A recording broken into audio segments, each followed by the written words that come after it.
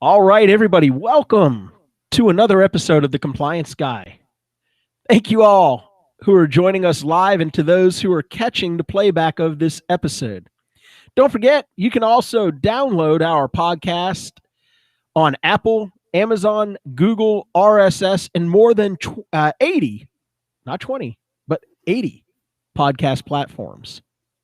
I feel so special when I say 80 podcasts. That's a huge number. So the voice you hear in the background is my very special guest, and the lady you're seeing, I'm so excited to introduce you to her because today's a really special day for the simple reason that I get to interview someone I've truly come to admire, both as a professional and as a person. This lady is an incredible business professional who's disrupting the healthcare space and making an impact. And I don't use the words disruptive and impact lightly when I talk about this lady. She's engaged with numerous boards and charities and is also involved in quite a few philanthropic endeavors. So I want to welcome to the Compliance Guy, Jeanmarie Loria. Thank you, Sean. That's so sweet. It's really incredible. Thank you. You were just smiling. I was waiting for you to say, hey, thanks, Sean. Enough. I was like, please. I'm like, please stop. Thank you. So let me talk a little bit about Jeanmarie as if I didn't do it enough already. Because even though I think everybody in healthcare probably knows who this lady is, there are a few who unfortunately don't. But you will after this program. Jeanmarie is the managing director at Advize Health. Really, that's a humble way of saying she's the CEO. Jeanmarie holds an MBA with a concentration in finance. She's a Six Sigma Green Belt and holds certifications as a project management professional and conflict resolution mediator. Now, I know Jeanmarie as a professional with a relentless appetite for expanding her knowledge base and driving results. So if you'll humor me just for a minute, because I know you have to humor somebody else on a regular basis. And while this is your show, I don't know that we're going to be able to make it all the way through without at least this chucklehead's name coming up. So I was gonna say, thank God my bio wasn't like one I heard last week at a conference. I was like, what, does your bio ever stop? We need to rewrite that. I know. Some of these bios, man, like by the time you're done reading it, 45 minutes of the podcast is gone already. I had Ronald Chapman the second from the Chapman Law Group on the podcast a couple of times. And, I got to, prior to the show, I got to looking at him and I was like, God, he reminds me of this celebrity. And I just couldn't figure out who. And as I was doing the introduction, it popped into my head and I actually introduced him as Zac Efron. And I said, I want to welcome my very special guest, Zac Efron. And I was like, oh my God, Ronald Chapman Jr. I mean, Ronald Chapman II. I was so flustered by it. And he just kind of laughed and I could see him turning red and he just, we had a good chuckle over that. And afterwards he was like, really? Zac Efron? I was like, listen. Could be worse. It could be, I could have said Sean Weiss and then you could have really been upset. But here's what I want to do. I want to try and summarize who you are for our viewers and for those who are listening to us on the podcast. And you tell me whether or not I nailed it or if the train jumped the tracks. You got it. Because I'm notorious for jumping the tracks. And I have three things that I want to summarize you as from a professional standpoint. One, what I know of you is that you're focused. You're focused on quality and driving client ROI first and foremost, more than anything else. Second, you're a streamliner. You streamline operations to help clients improve their retention, to stabilize their revenue streams, and to even help drive their revenue forward. And third, and I think to me this is the most important one, you're a visionary. You're a you're a trendsetter, and dare I say, an influencer. Now, we're not here to sell Advize t-shirts, and we're not here to sell Louis Vuitton purses, but when I say influencer, I'm talking about the influence that you have on other healthcare professionals in the market space, on your clients, on your employees. And one of the reasons why I wanted to have you on my podcast today, and why I think it's so important, is we continue to navigate our way through a public health emergency, which to me, I think it's more of a crisis than anything. We're a divided country, even more now than we have been, I think, in the past. We are being influenced in a way that is frightening, because information that's being pushed out there is oftentimes misleading. It's leading to individuals who may already be a little bit unstable, acting out in a way that maybe had they not been triggered, they wouldn't have. Obviously, my show is not a political, driven show. It's not a political rant. I don't do that. But as a 48-year-old man who has been in this industry for 26 years, when I read stories about healthcare frontline workers, nurses, physicians, others who are now fearing for their lives just by going to the food store in their scrubs, to the point where they're actually having to change their clothes before they go to a food store. There was an article that a very good friend of mine, and I think a mutual friend of ours, actually sent me today about northern Idaho and their hospital workers being threatened and being attacked in the food store, of all places. We're talking about physicians, nurses, people who are working to stabilize the sick, working to return people to an optimal level of health, people who are standing at bedside because the hospitals are on lockdown and they're at code reds, which means doesn't matter the status of the patient. No families allowed into the hospital in a lot of these cities and counties and in certain states as a whole. And they're the ones that are singing to these people. They're giving them their ice chips. They're holding their hands as they struggle to take their next breath. And it's frightening that our healthcare workers who are risking their own health, their own safety, their lives are now being looked at in a way as their public enemy number one. So, when I talk about, the importance of having somebody like you on the show and speaking to young women and young men who are looking for an opportunity to move into or transition into the healthcare space, I look at somebody like you and I say, you're a trendsetter. You're an influencer. What would you say to young women aspiring to reach a level of success that you're at, to help them realize that transitioning into healthcare, irrespective of what you're hearing and what you're seeing, is still one of the best, most rewarding industries to participate in? It's a great question, Sean.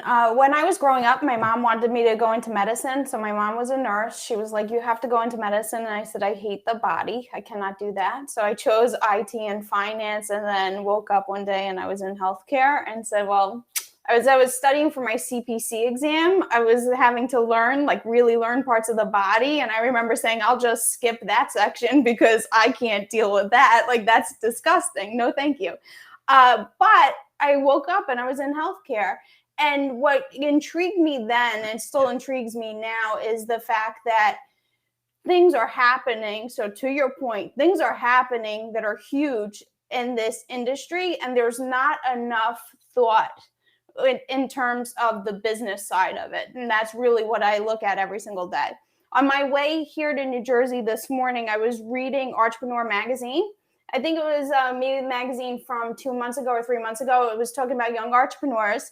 And every single article that I read about these different young entrepreneurs, all under age of 30, was that they were thinking about mental health and how people feel in the workplace. And then towards the back of the magazine was this section on franchising opportunities. And I read about real estate and finance, and the big four were in there, and just different franchises, and nothing was healthcare related at all, not at all. And I thought that was interesting because I thought I would see something like ENT allergy or something like the big franchises that we know, even Right. dental, but nothing. And there's this lack of understanding of like where you can get into healthcare and what that looks like, even healthcare consulting. So I knew early on I loved consulting and I wanted to be in consulting. When I started here and started working with some of my payer clients, I said, well, hey, if we're doing this audit of a doctor and it's a bad doctor, let's just throw them out of the network. And they were like, no. And then I got into the whole conversation about, okay, who pays what in healthcare? Why does it matter? So when you're talking about our nurses and our doctors and all the healthcare workers, how do we have such a disconnect where they're being treated this way and they're giving their lives to this cause? And yet you see the business side of healthcare doing really well, because you look at certain businesses that posted ridiculous profits last year when we had people dying. Where else are we going to see that that isn't really called into question? It's a shame. Those are the kinds of things that I talk about with my friends. So what I would say to younger people is, if you want to get into an area that is truly underserved, it is healthcare. And it's underserved in terms of the Uber. I have not yet seen a healthcare Uber that comes in and just dominates. And I will tell you, every day I sit down with my team, like, how do we break it? We don't want to like just fix fraud and bring it down by 1%, like you hear other companies saying. Sure. We really want to say, like, can we break anything? Can we help people understand, like, this is a really broken system with a lot of opportunities. Get on board. Let's do something together. Yeah, and I think you raised great points. I think the biggest problem that we have in healthcare and why our system is so dysfunctional, I mean, there's a number of reasons. But I blame the special interest groups. I blame the lobbyists, because they are lobbying for a bottom line. They're not lobbying what's best for you or for me. They're not lobbying on behalf of a physician. The biggest lobbyists in special interest groups on Capitol Hill are those of the pharmaceutical companies and those from the insurance companies, followed by, the hospital associations and some of the others. And I'm not beating up on them. They're smart enough to invest in the lobbyists. They're smart enough to find their way into, the congressional caucuses and to be able to influence with, their dollars and their marketing campaigns and whatever else it is. And this is where I think, somebody like yourself can be so influential. And, Oh, let me stay on And that. let me say to you, Sean. Please. So when you said about being successful, I don't think I'm successful at all because I have done nothing to reduce the cost of healthcare. It drives me insane every single day what I do. Yes, it feels good when we find money. It feels good when we do education and help providers. We help payers. It's wonderful. But I will say, I don't feel anything has been done yet. So to bring up the name that you mentioned, Eric Rubenstein, obviously my person, my partner in life. I never mentioned him by name. I had to. So what I'll say is when I met him and he was still working for the OIG at that time, I got to ask him all the questions that I wanted to, like, how do you get these audits done? How are you stopping the doctors? And I will tell you that the same pain points come up in conversation for us every single day over dinner, to the point where he's like, I've heard this enough. We've been over how many ideas do you have? And still to this day, I'm like, let's talk about it. Maybe there's one other idea maybe we can do. And I rant and rave in my blogs and on LinkedIn, but we're not getting closer. I'm not seeing us move the needle. There are great people like Jared Walker who's moving the needle. I'm so proud of that guy. What an incredible guy. And you know what? I am so blessed he's coming on my podcast. I am so excited when people learn about Jared Walker and $4 and the incredible work that he has done in such a short period of time, and the incredible attention that he's bringing to people who are suffering, trying to pay their everyday bills and keep a roof over their head and food on their tables. But they're having to make a decision between whether or not they pay their debts for healthcare. Can I even pay rent, or can I pay a minimum payment? I mean, we're talking real life stuff. This is real life. And he is an everyday hero. But I want to disagree with you. And I'm not one of these people that likes to disagree. You know, you're all about conflict resolution. So we're going to have to resolve our conflict. You're a lover, not a fighter. Tell me. As I get older, yeah. As I have more grandkids, I get a little bit softer. I do.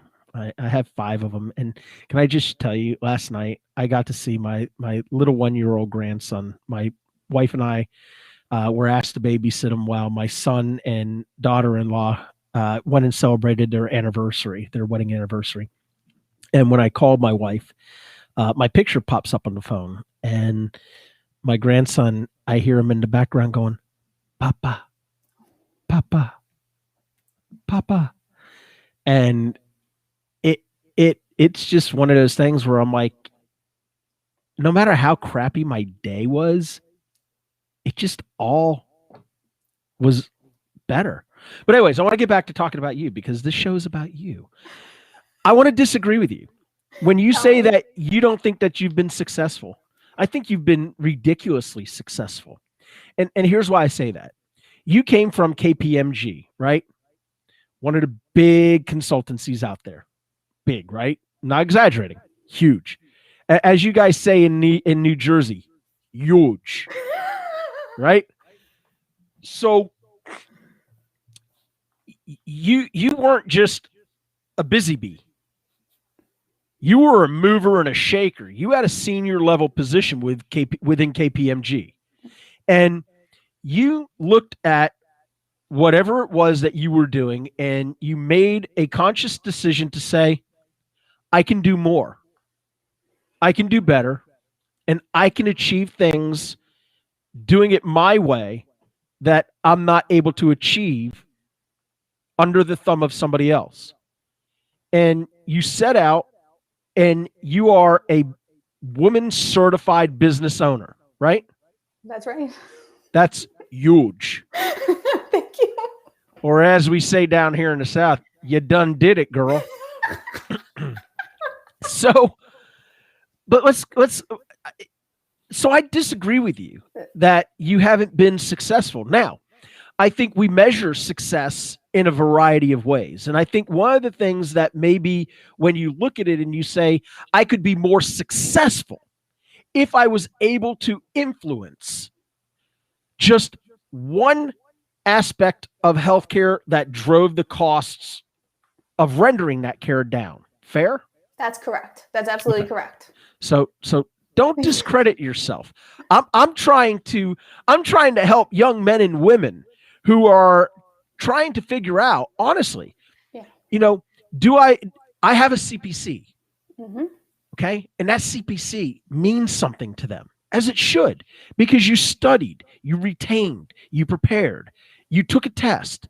It's a very hard test. It's a very hard test. When I took that test back in 1997, I will tell you, at the time that I took it, it was the hardest test that I've ever taken of anything that I ever did in college and in my early professional life.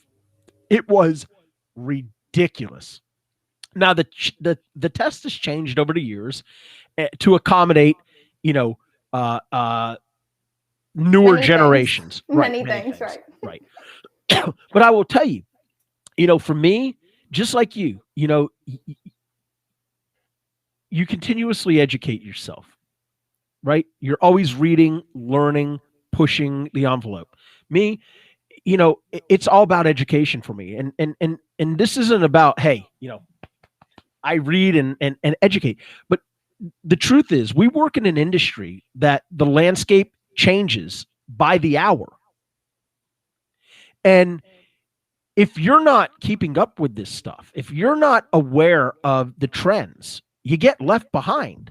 And I think that's what's happened in a lot of cases of some of these large integrated delivery health systems, some of these durable medical equipment companies, physicians. I love physicians. I'm a physician advocate, right? And I will go to the end of the scorched earth to protect a physician. But sometimes some physicians just can't get out of their own way.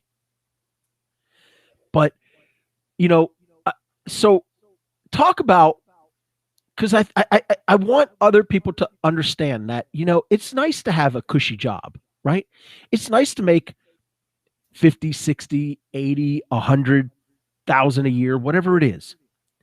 You obviously were in a position of leadership at a huge consultancy, KPMG. But yet you made a decision, and this is the point I want other young professionals and individuals aspiring to become more than even what they believe they can. I want them to hear what made Jeanmarie Loria say, I'm doing this. That's so sweet. Thank you. I like the idea of catching the bad guys. So when I got into this business, it was all about catching the bad guys. And I said, that sounds really cool to me. Because for me, I've never been driven by money. I really have thought more about what can I do to help people? What can I do? And I know that I'm good at some things. So I'm good at doing membership. If I join a board or a committee, I'll do membership because I'll talk to people. I'll say, hey, do you like it? Don't you like it? What can we do better?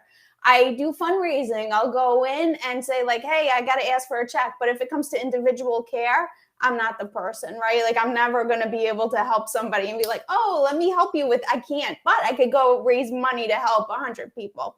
And I think that that's one of my strengths. So I started looking at the fraud, waste, and abuse in healthcare. I was very, very interested in how do I make this better. When I was at KPMG, I used to do IT audit of hospitals. And I would always look at Charge Master. And I said, well, that's interesting. I always knew that was a control I had to test, but I couldn't really understand. And when this opportunity came up, I said, I really love that. I remember going to my dad saying, hey, you know how when you were a cop, you caught bad guys? I'm going to do this for white collar. How cool is that? That's very, very interesting.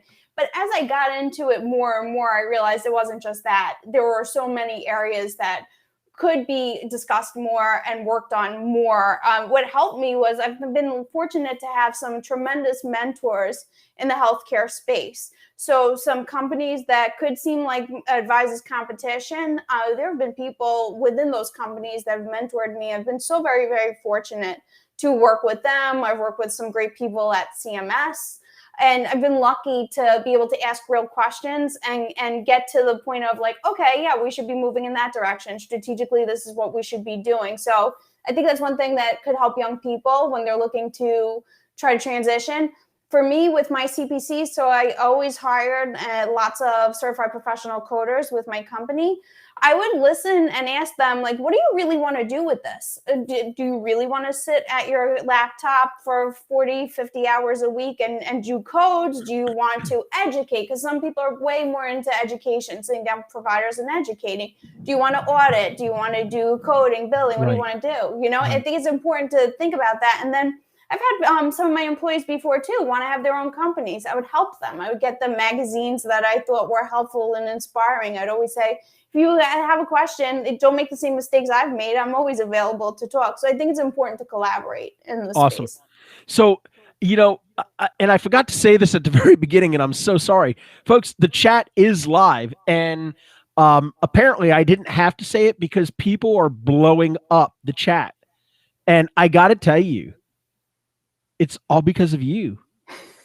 It's great. Like, did you pay people prior to the show? Did you like offer people like I do this podcast, and yeah, you know, look, I get a lot of comments and I get questions and stuff like that from people, and you know, there's a handful here and there. I mean, I think we got like 20 comments from people blowing it up.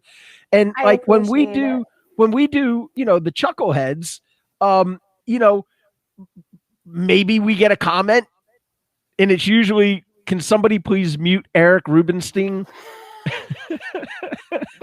Trust me, it's impossible. I know from experience. I think because we're talking about real things here, Sean. So the thing is, you know, when I was getting my MBA, I was told in school that my accent would never get me anywhere. I would hit the glass ceiling. I sounded like the nanny. I've tried hard to dial it back. I work on my R's. I try really hard to say my R's properly. Coffee's still an area of issue for me, but I like to talk about real things. When I talk to my clients, I don't change my tune. I go in and I work with payers, and I'm like, can we talk about why things are expensive? When I work with hospitals, I talk about, can we talk about why things are so expensive? How do we get people to not pay as much? So I think, Sean, us talking about where the real cost is the thing. I see absolutely. Question. So look, you know, this is Christopher Jones, and it's a question, but it's really a statement, right? When are the health insurance companies going to recognize the needs of chronic medical patients and vocational services? I mean, you know, look, preventative medicine, obviously with CMS, has become a significant focus because I think they've realized that, you know, in an aging population, especially coming into the baby boomers, it's going to be more cost effective for us to preempt a disease and to be able to get them early care and early, you know, intervention, rather than sitting back and waiting for these diseases to manifest, you know, for their diabetes to become so out of control that they now become blind. Do you know that the #1 leading cause of blindness in the United States is due to diabetes? I did not know that. That is the leading cause. You know where I learned that? Where? Last night on a commercial. But it's the truth, because how Sean are we going to though see it happen? Because I see HEDIS, I see great money coming back from different things, but you can create documentation like, hey patient, I just talked to you about what you're eating, and then that's done. Good, excellent, we're done with that. Is that really helping? No, but let me tell you where I think it needs to change. I think the biggest change needs to come from the payers in how they process claims and how they adjudicate claims. We have always been a pay and chase model, right? Mm-hmm.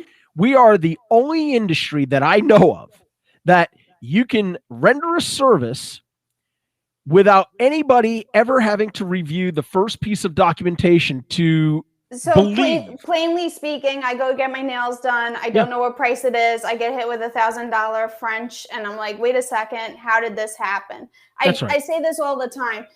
But I will say to you, I notice how you led with the payer there. What I'll say is, someone told me this years ago, a good friend of mine. He said to me, you're a peripheral. Your company is a peripheral. I said, what do you mean? We're helping keep the costs down. Like, what are you talking about? And he said to me, you have a person getting sick and you have someone that's treating them. Anyone else is a peripheral. There's price transparency, there's this, there's that. But at the end of the day, unless we're truly helping that interaction better, we're all adding fluff to it, all of us. I agree with you. So here we go, right? Jordan, one of the people, and I mean this, buddy, and I hope you know this. This guy has become one of my closest friends. Jeanmarie and I were talking about this before the start of the show. And, a lot of people were like, God, you, Jordan, and Eric, you guys just have like the best chemistry. How long have you guys been together? And when I tell people that, we started our online relationship, you swiped the right way, didn't you? Yeah, I swiped the right way. We started about a year ago, but in all sincerity, it's really the last 6 months that Eric and Jordan and I have just broken through, and we have become a wolf pack, as Jordan just said.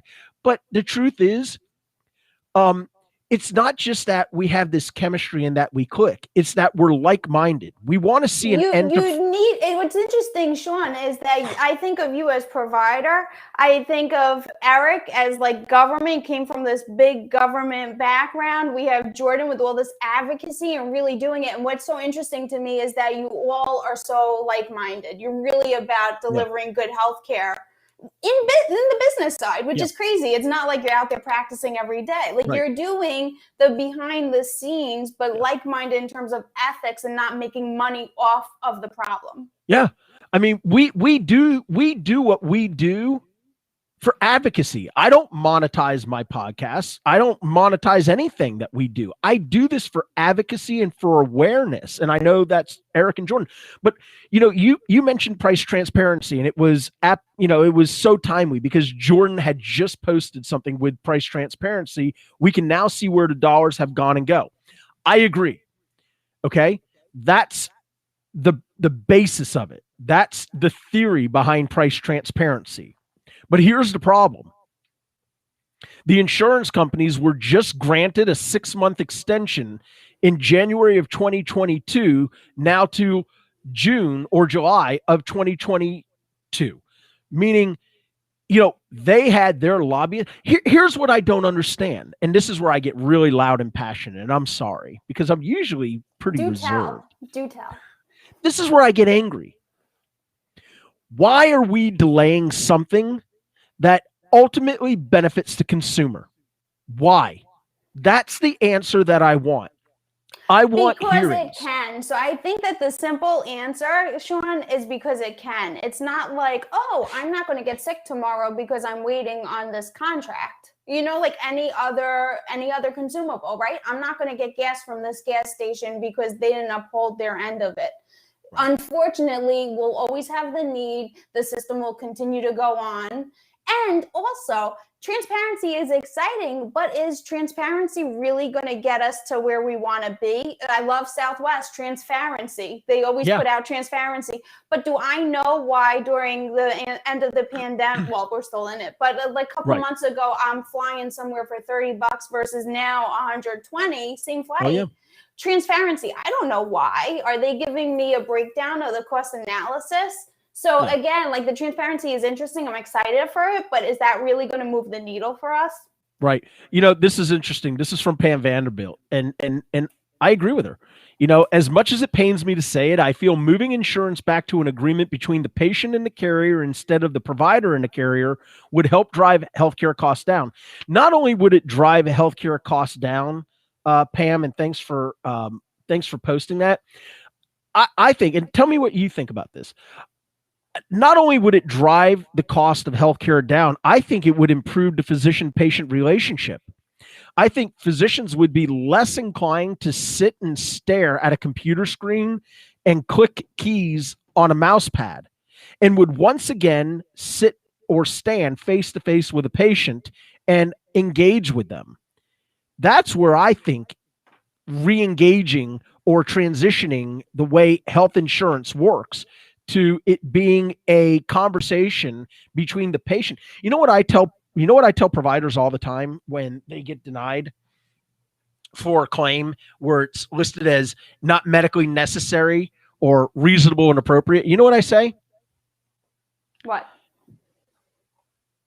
Call the patient and tell the patient that the insurance company who's charging you $700, $800 for a family, $2,500 a month. You have a $5,000 deductible.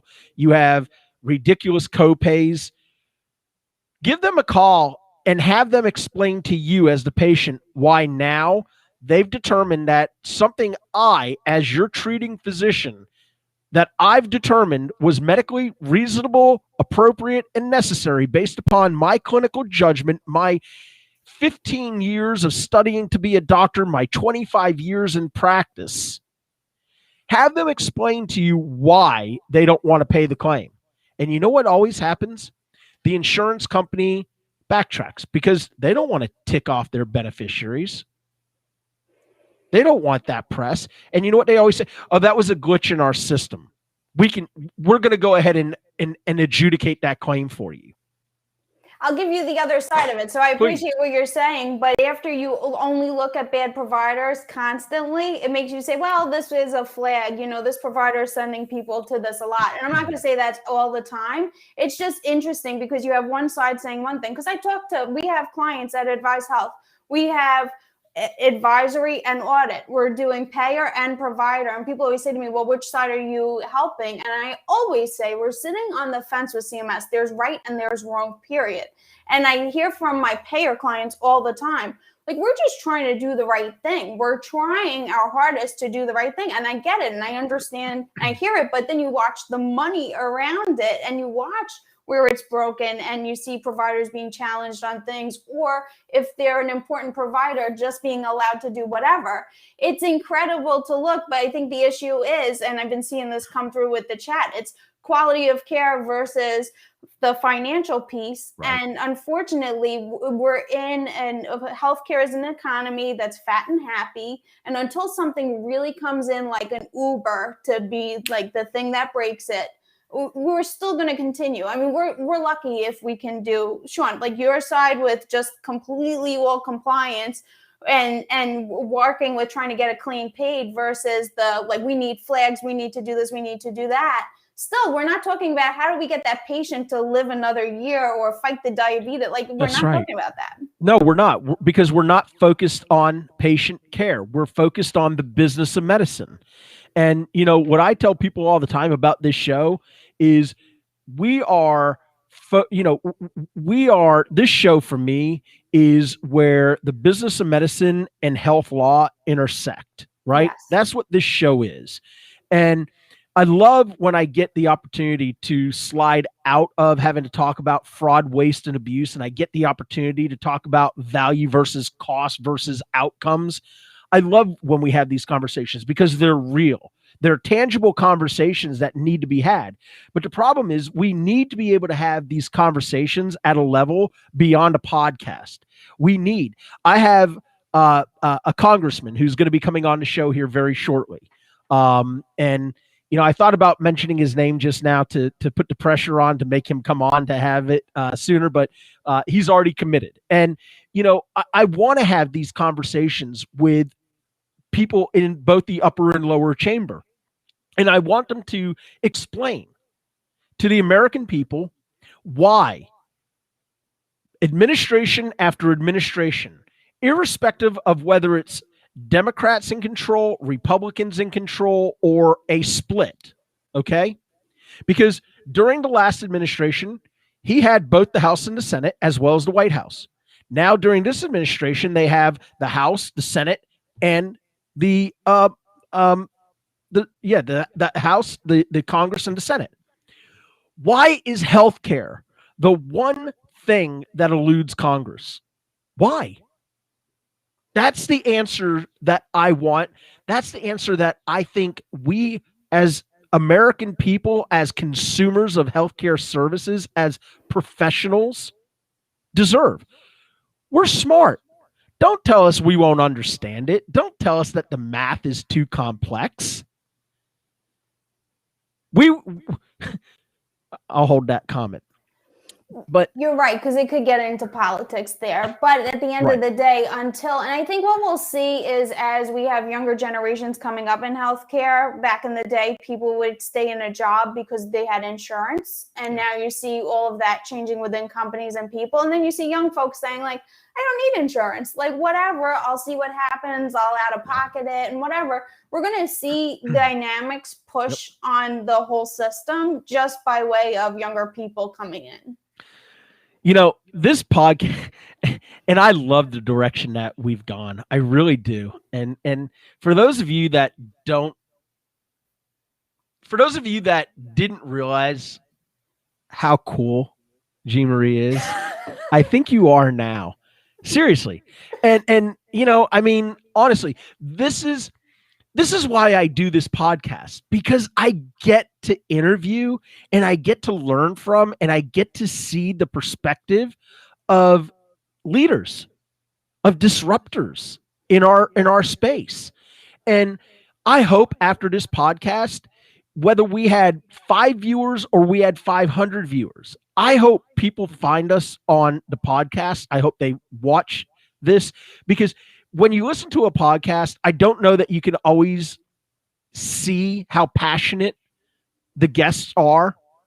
And I don't know that you can always see that we're genuinely having a really good time talking about debating on critical issues and getting to see the interaction of the gallery, the folks that are seeing us right now. So, but the purpose of this podcast was really to talk about Jeanmarie, to talk about how you got to where you are. But I'm so grateful. But I want what, Sean? There's one other thing I'll tell you, which is very funny and timely right now. I can't consume enough about Theranos and Elizabeth Holmes. It's not just because I'm jumping on the bandwagon of everybody now. I kept her magazines, as I mentioned. I love my Fortune. I love my Entrepreneur. I kept those magazines in my office years ago when she was so big and the big female entrepreneur and was really making it and this leader. And I sat with my team and I said, look at how she's revolutionizing healthcare. How do we do this? How do we help people adjudicate their own claims so that it's not even a part of like any of this situation? How do we do this? How do we do this? How do we do this? And all of the fame and fortune that came to Theranos and Bill Clinton saying like, this is the future of healthcare and all of that, for it to be an unethical sham and scam and scheme. And this is what we see constantly in healthcare. And so why is it, Sean, that you're on a podcast that puts out great information and you're not getting the platform that an Elizabeth Holmes with lies would get? Why is that? I don't know. Maybe one day somebody who can influence this podcast going forward further will hear it and they'll say, if we just hear his voice and we don't have to see him, man, we could probably do good things with this guy. I don't know. Maybe we'll see. But I want to ask you this question because obviously, you're a really intelligent woman and you're doing incredible things, as I said. But let me ask you this question. What drives you in business and what drives you in your personal life? Are you able to segregate those? Because I think that's so important, right? Because any successful person, man or woman, are you able to differentiate between those? It's a great question, Joan. Great question. So I'll tell you, when I was getting my MBA and getting ready to interview with all the big companies, the answer to that I learned as a student was fear of failure. And I used to just say it and I didn't mean it. Once I bought my company and had people on payroll, that really became the real answer. So early on in the Advize years, I was worried every single day about payroll. But that wouldn't be enough to get me up out of bed after like 3 hours sleep a night, every night. So that's really not it. It's the fact that I always want to do a little bit better. If there's any way to be more efficient or effective at something, I want to. And I can't turn it off. So I don't stop talking about healthcare when I close my laptop. That's when I really start talking about it. So throughout the day, it's clients, it's employees. But then as soon as I close the laptop, it's how do we think beyond just doing this? In the shower, I'm coming up with ideas of like, oh, I need to talk to this person about this. Maybe I could go meet with CMS about that. Maybe this payer, if I call Blue Cross Blue, maybe they'll talk about this or whatever. So I'm always thinking. You know, you said something that I actually learned as well in the first part of college when I was taking my Business 101 class, my very first one, Business 101. And it was with an old IBM executive who transitioned out, and really great guy. And one of my favorite quotes on fear of failure is, success is the ability to go from failure to failure without losing your enthusiasm. That's my favorite quote of all time when it comes to fear of failure. And I'll say it one more time. Success is the ability to go from failure to failure without losing your enthusiasm. To me, that kind of summarizes it all. You know what? Bruce Springsteen, The River. It was the very end. He was about to fail. So how Jersey is that? But, it came out with The River anyway. I look at it as with Advize. I was $400,000 absolutely in debt. I had 2 mortgages on my house, 0 money left. I owed everybody I knew money. And I made a job offer that was a huge job offer. I would have been able to do all personal loans in about 1-2 years of salary. And I walked away from it. And the person said to me, why would you do that? It's in healthcare. You'd be working on the same stuff. You'd have the same clients and all that. And I said, I really believe in what we're doing. And I'm lucky enough at Advize, our CIO, Eric Consortia, has been with me from the beginning. And we've talked about, we would rather people not know our names and do something that's important than have our name on a building or have all the money in the world. So I'm lucky enough to have a team that really believes in that mission. That's why I didn't leave. And I said, I think that I could get out of this hole. I hope, I hope I could pay everything off, but I have to go see my team do this and do it with them. And you've been climbing out of that hole, or are you out of that hole? We're completely out of that hole, and it feels wonderful. We're in the sun for the last few years like this. So once again, this is why I refuted your earlier statement of, I'm not successful. Are you kidding me? $400,000 in debt, and you rolled up your sleeves and you clawed your way through what you wanted to achieve, and you didn't let the fear of failure hold you back. All right. So I want to transition for a minute, because you're involved in a lot of charities, and you were written up. A lot of folks may not know this, but you were written up in a well-respected magazine not too long ago. I think you were on the cover of that magazine, and I think you were with your mother. Am I right? Tampa Magazine. Yes, yeah. Thank you, Sean. Thank you. You're such an investigator. You are. Well, I mean, I'd look pretty foolish if I had a show and you were like, oh, I was written up in a magazine. And I'm like, oh, really? That would be so terrible, wouldn't it? So can you quickly talk a little bit, because I want to talk about the charities and I want to talk about your philanthropy and the things that you're doing. And I also want to talk about your engagement on the board of directors for the companies that you sit on. But talk a little bit about this write-up, because it actually was really, it was a touching article. And it was really kind of cool. So will you quickly tell our viewers and listeners about that? That's so sweet. It's a magazine that features different components of life and work, and it talks to entrepreneurs about how they're doing and whatever. I was just writing that article. They were asking me all about how do you manage family and what do you do? And for me, it's a matter of being true to your word to everybody. So it happens with employees, it happens with clients, and it happens at home. And the picture of my mother and me, it's us going to a meeting. She drives me to a meeting, then afterwards I take her to dinner and tell her all about it. And I've always been lucky enough to manage work and life that way. So to your point about it being a separation of who I am at work versus not. So to that point, talking with all my friends, Maggie, who is my marketing amazing internal way up to, she's been promoted so many times. I'm proud of her in her current role. She sends me this TikTok video, and I'm too old to be on TikTok. So she sends me this video, I see it, and I'm like, oh, this guy's talking about how to fight a hospital bill. He'll do it. So you know, being in healthcare for so long now, I'm like, you know, I'm a little skeptical. How does he really do it? What does he do? So I got on my computer immediately and I said, hey, I need to talk to you. I need to understand how you do this. I see that you're written up in Time Magazine. So this is Jared Walker, $4. Jared Walker. Like, I see that you're in Time Magazine. I see the dollar. How did you crush $5 million of medical debt? What does that actually look like? And he said, yes, let's have a call. And Jared is a phenomenal guy. So we get on this call and I said, I have to do something with you. I don't know what it looks like, but please use me. Do you need to talk to my team? Can we support? What could we do? And immediately I joined that board, and I'm so excited to be on that board because the work that $4 does every day is impactful.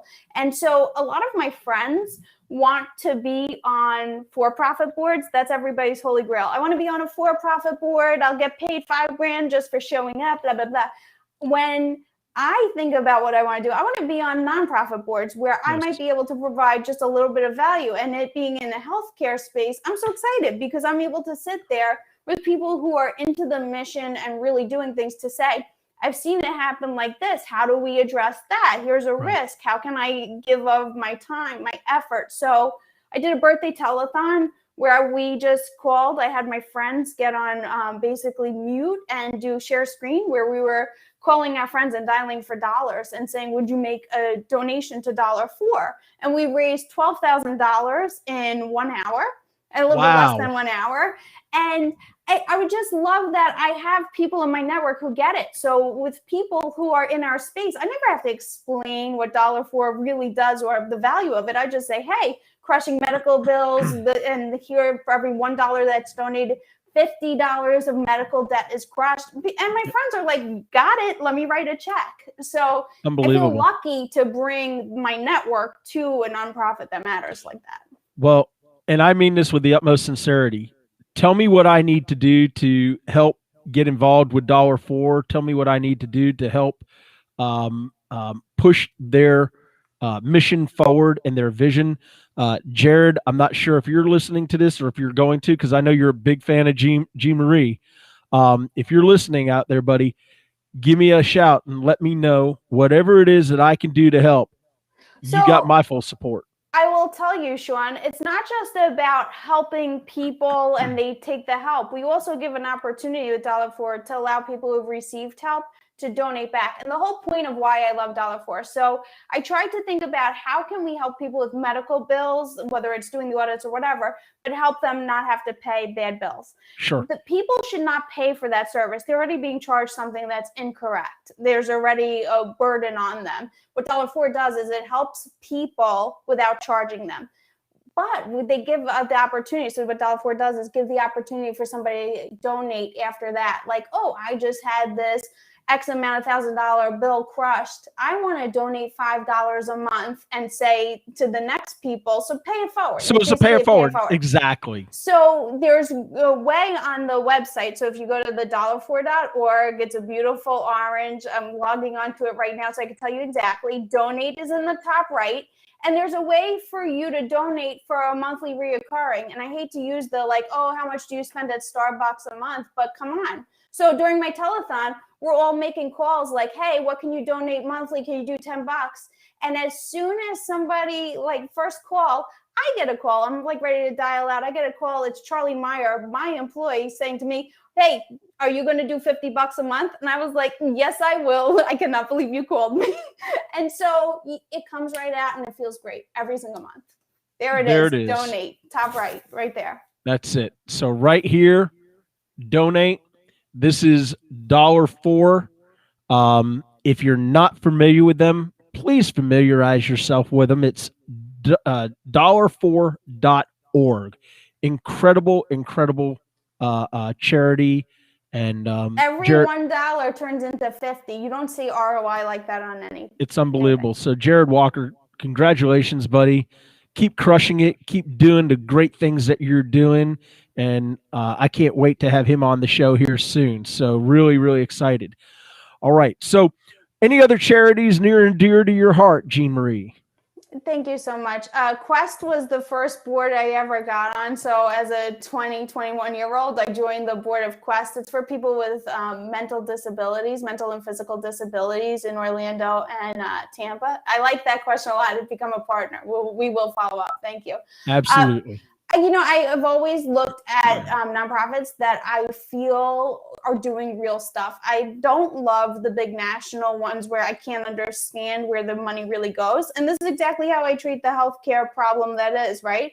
So I would sit on these boards for these large ones and I would say, where does this money go? I can't go ask for money if, I don't know where it goes. So maybe maybe there's 3 C's that I could think of. I think that the chuckleheads deserve a shout out.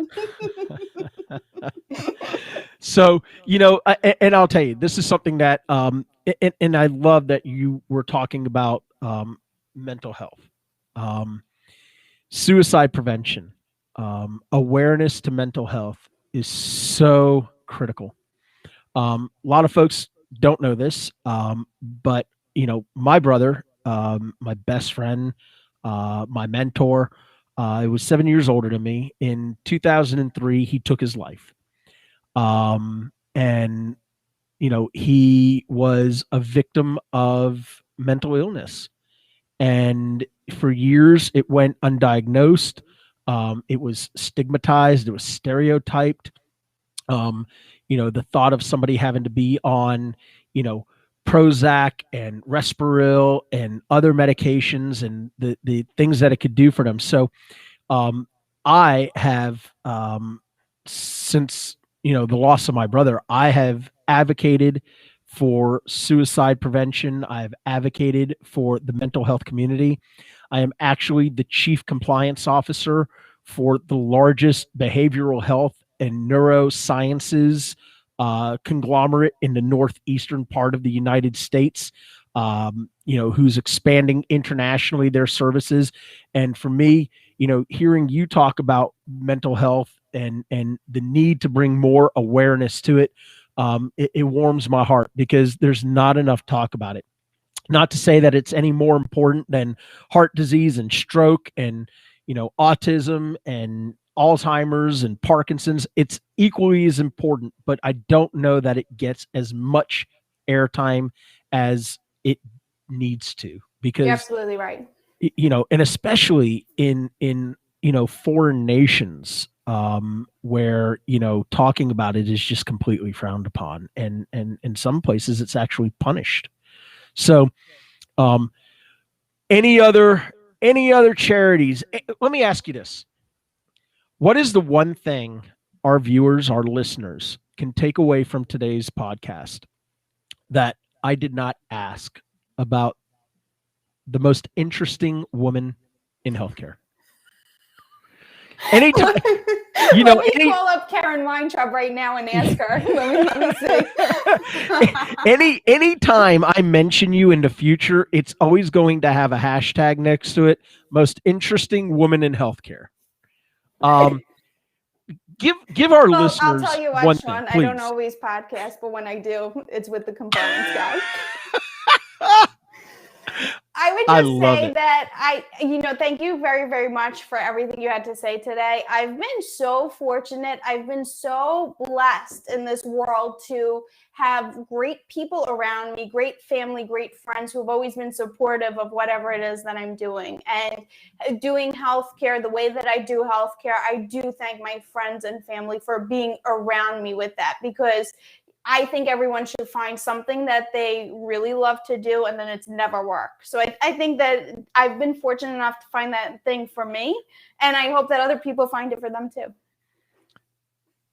It wouldn't be a finale without the not famous, the infamous Eric Rubenstein. I love it. I love it, buddy. Absolutely fantastic. All right. So as much as I hate to do this, this brings us to the end of our hour together for the podcast. I sincerely hope that people listen to your message, engage in taking steps to make a difference in healthcare. that are here, now, and for the future. I hope folks check out $4 and Jared Walker's incredible charity and the amazing work that they're doing. I hope people get to know more about who Jeanmarie Loria is, what she stands for, and how she's just disrupting the healthcare space. Um, you know, while this is the Compliance Guy show, and I love talking about healthcare compliance and regulatory compliance, fraud, waste, and abuse, anti-kickback statutes. Every once in a while, I love to be able to break away from that and have a real interview with a healthcare influencer, with a leader like Jeanmarie, and to be able to pick her brain, to be able to get inside and take a look around and explore with her as to what it is that drives her. And I hope for all the young men and women, and even for those who are established in healthcare for years, but you're looking at it as a job and not a career, I hope you look at this podcast today. I hope you listen to the words that have been spoken and the conversations that we've been able to engage in for the last hour. And I hope it gives you some motivation. And I hope you don't stumble in moving forward because there's a fear of failure. We all fail. It's just a matter of failing and not allowing it to disrupt our emotions or to take away the great things that we're striving for. So once again, this is the Compliance Guy podcast brought to you by Doctors Management. My name is Sean Weiss, and on behalf of Jeanmarie Loria, my extremely special guest today, and a special shout out to all of our incredible guests who were participating in the chat today. Thank you so much for taking time out of what I know was an extremely busy day. Thank you for tuning in on a Friday when you could be doing so many other things. And remember, be good to yourself, but more importantly, be good to each other. And until next time, I'm going to try to continue to do better. Take care.